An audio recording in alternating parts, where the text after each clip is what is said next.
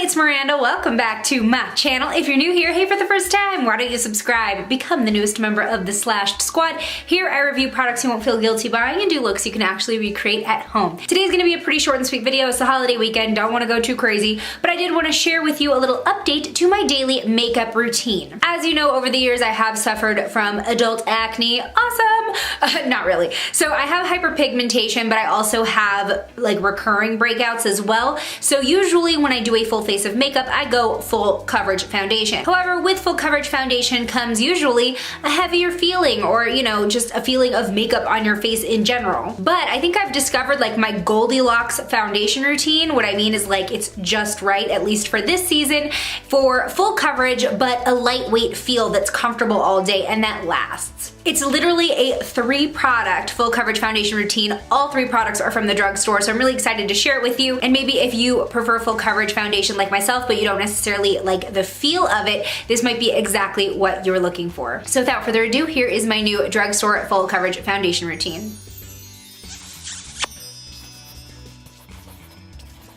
Alright, here I am with a fresh face, and as you can see, we do have some problem areas that we're gonna need the full coverage on. My skin has been acting pretty rude lately, so this is gonna be a good demonstration of my full coverage routine. Now, something that I haven't really talked about on camera is that lately I haven't actually been using face primer. I've heard a lot of YouTubers that I watch who've kind of thrown primer out the window with little to no change in their actual makeup application and performance. So I did the test too and started to just apply foundation straight to my face, and I found that as long as I set it like normal, everything's okay. I mean, to be honest, I didn't even start wearing primer until later in my college years. The foundation just worked before then. Remember when we can just expect products to work without having to use another product? So yeah, I've slowly been kind of cutting primer out of my routine. Not eye primer, still need that, but my face primer. I do just make sure that I moisturize before my makeup application. So this is the newest full coverage foundation that I've been wearing pretty exclusively for about the last month or so. It's the Catrice Cosmetics HD Liquid Coverage Foundation. It is said to last up to 24 hours. It's mattifying, but there is a second skin effect, so it doesn't feel heavy on your face, and for me, the mattifying effect isn't uncomfortable or drying at all. So this actually surprised me because Catrice is still a smaller but growing brand. This is available at Ulta Beauty, and I was shocked at how much I like it. With this, it really doesn't feel like anything once you have it blended in. It is a very liquidy, thin formula starting out, and it does come with this dropper applicator. Not necessarily my favorite way to apply foundation, but I understand why they had to do it because of the consistency. But once you blend it out, you do start to get more of a powder finish with the mattifying effect, but I don't find it to look cakey at all, probably because it is so thin, and you really don't need a lot. I might layer a little bit on top of super obvious pimples, but other than that, this gives me a super smooth and even look. With that said, sometimes before foundation, I will apply color correcting concealer. I use the NYX HD Studio Green Concealer to cancel out red and neutralize the color under my foundation. But honestly, this foundation covers so much just on its own. I really only use this now if I have a really angry red zit. Right now, this one I'd probably classify as angry because it's like a darker red than some of my other problem areas. This one is kind of red too. So again, without primer, I'm just gonna go ahead and put this straight onto the skin, just right over any dots that look particularly red. So I think that's kind of enough, because like I said, this foundation just covers so much on its own, so I'm just gonna go ahead and tap. Okay, so now I'm gonna be applying the foundation, and I'm using this NYX blending sponge. It's one of my favorites because of the flat edges on both sides. That's nasty. And because this is a dropper foundation, I just go ahead and do one whole drop onto the sponge to start off. And then I'll tap it around my face just to get it down and start blending. You can see the foundation just covers it right up. Anything that's underneath, including that color correction.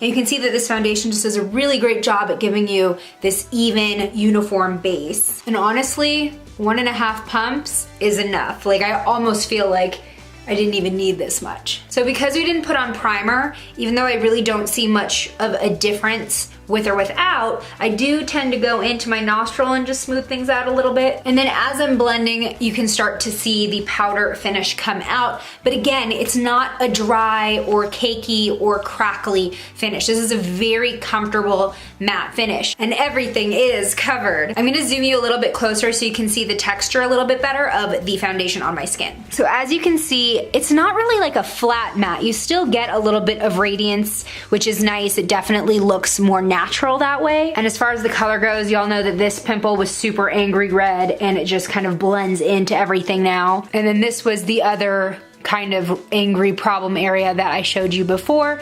And again, barely noticeable now. All right, I'm back. So I added brows and lashes just to give some semblance of a normal look. I wasn't gonna do a full face though because I wanted to still focus on how the foundation looks. And something else I wanted to say about the Catrice foundation is it lasts a long time. On the bottle it says up to 24 hours. I've obviously not tested it up to 24 hours, but I will say that it lasts pretty much all day. I would say maybe 10 to 11 hours before I start seeing signs of wear or seeing my problem areas peek through. With that said, I still do set my makeup because clearly over foundation, usually I'm applying, you know, contour and blush and highlight, and it just kind of helps everything meld together as well as kind of restore more of a natural look if this feels a little bit powdery to you. Now, my favorite setting spray at the moment is the CoverGirl Look Lockup Spray. This is a super fine and lightweight mist. Again, it's not going to feel like a barrier or anything, and it will prevent your makeup from settling into fine lines or crackling up. And it smells like cucumbers, so I spray generously all over